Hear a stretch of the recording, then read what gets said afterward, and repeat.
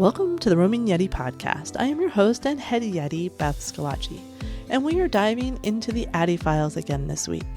The Addi Files are when I want to dig a little deeper into a topic and don't have an expert available. So I send out our agent Addi, our favorite Yeti mascot, to investigate and bring back her findings. Welcome to the Addi Files.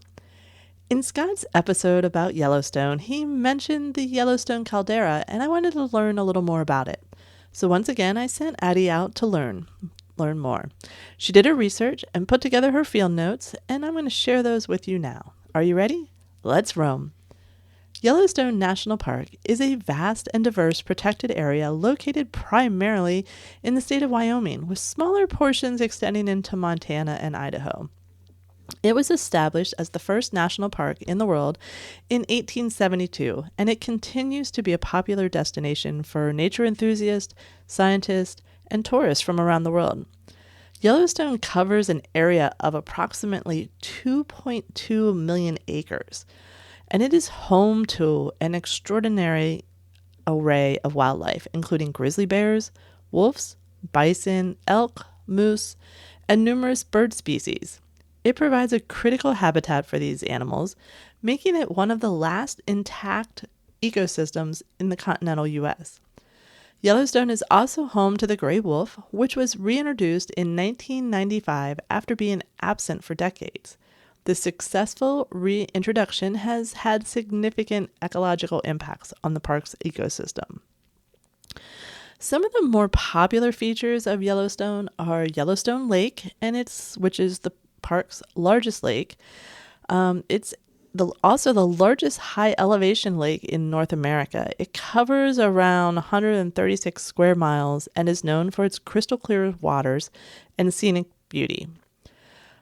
Also, another feature is the Grand Canyon of the Yellowstone. This stunning canyon was carved by the Yellowstone River and provides dramatic waterfalls such as Lower Falls and the Upper Falls.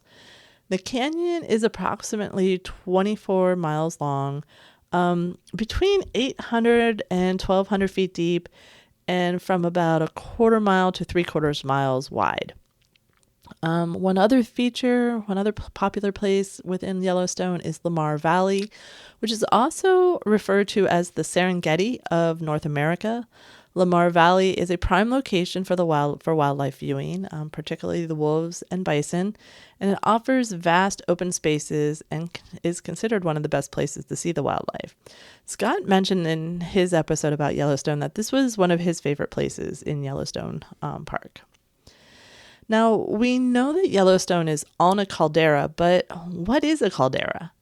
A caldera is a large bowl-shaped depression or crater that forms when a volcano experiences a massive eruption, causing the ground above the emptied magma chamber to collapse. It's typically much larger than the original volcanic crater and can cover several square miles. Calderas can vary in size, ranging from 95 to 250 miles in diameter and 1.2 to 2.5 miles high. These things are big. And I sort of wish I would have spent, I don't remember learning about these in geology in college, but I probably did. But calderas are often associated with supervolcanoes, which are volcanoes capable of producing extremely large eruptions. And these eruptions release enormous amounts of volcanic material such as ash, rock, and gases into the atmosphere. Calderas can be found all over the world. It's not specific to Yellowstone. And here are some other notable locations where you can find them. There's the Long Valley Caldera in California, and it's located in Eastern California. It's one of the largest calderas in North America, and it was formed about 760,000 years ago and is known for its geothermal activity and stunning landscape.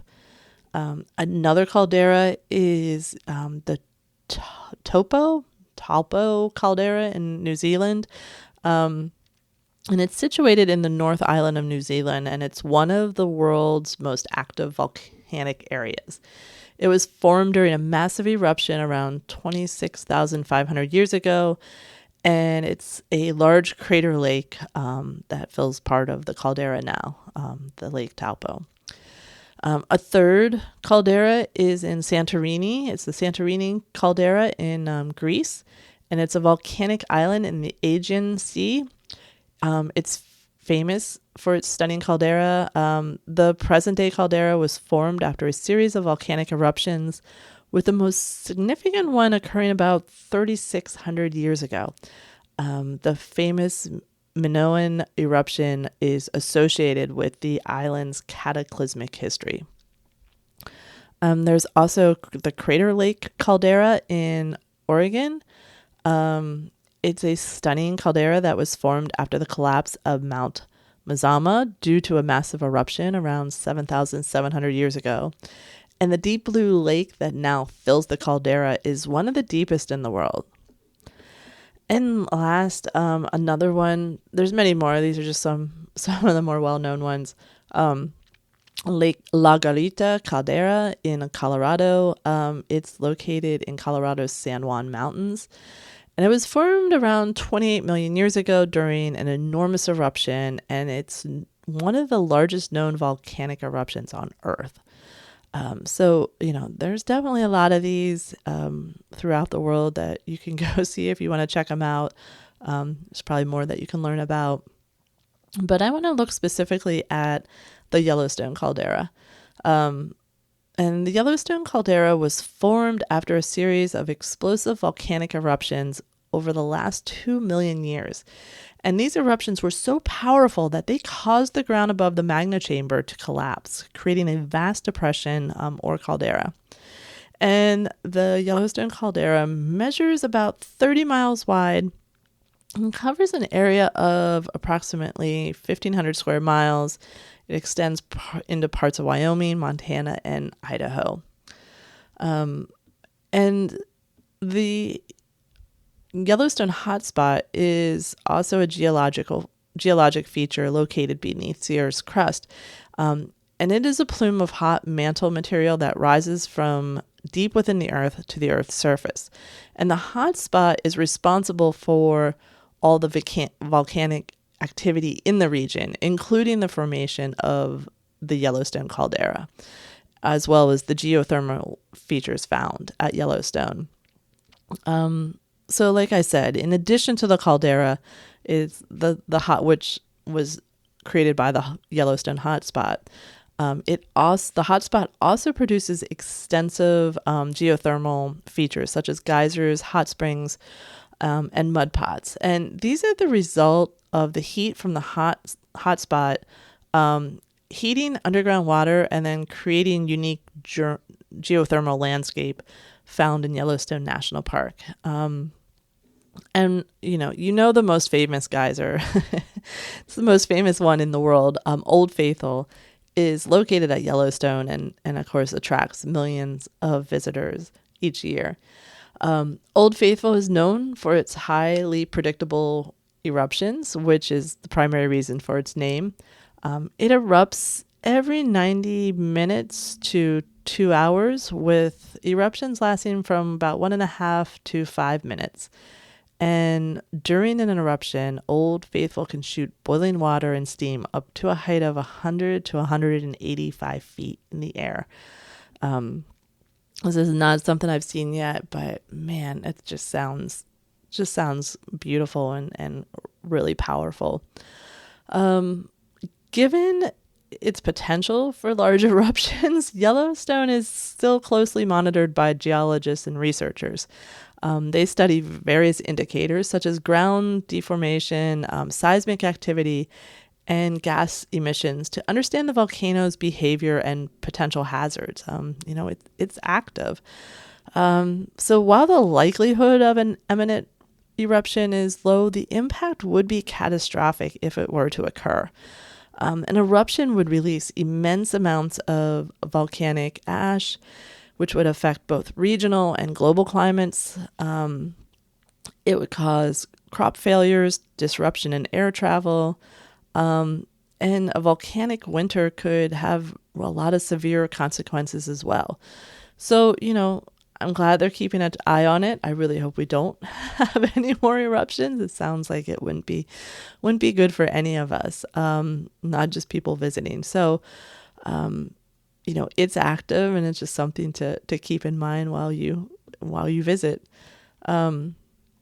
Like I said, Yellowstone National Park is a treasure trove of biodiversity, which showcases the interconnectedness of various plant and animal species with their environments, and the conservation efforts and protections put in place within the park not only preserve this biodiversity, but also provides us valuable lessons, for conservationists and scientists study these things just so we can understand how this ecosystem works. We're all interconnected. We got to make it work with each other. So the Yellowstone Caldera is an amazing geological wonder, and it continues to intrigue scientists and visitors alike. Between its immense size and potential for destruction, it reminds us of Earth's incredible power. It's no wonder that Yellowstone, given its biodiversity and geothermal and scientific, there's so many reasons that it's such a popular tourist attraction, and one that is enjoyed for its sheer beauty. It's definitely someplace that I hadn't thought about going until, having the interview with Scott and then getting these field notes from Addi. It sounds beautiful and powerful, and something that it's good to remind yourself that nature can take care of itself, and we need to take better care of it, honestly. I hope these episodes inspire you to get out and roam, even in your own neighborhood. Please subscribe so you don't miss future episodes. And if you like what we're doing here, please leave a review and a rating. Also, to help support us, please head to Yeti2 shop to pick up some Roaming Yeti merch featuring our favorite Yeti, Addi, and sign up for our newsletter to join us in our monthly bingo challenge. Talk to you soon, and keep roaming.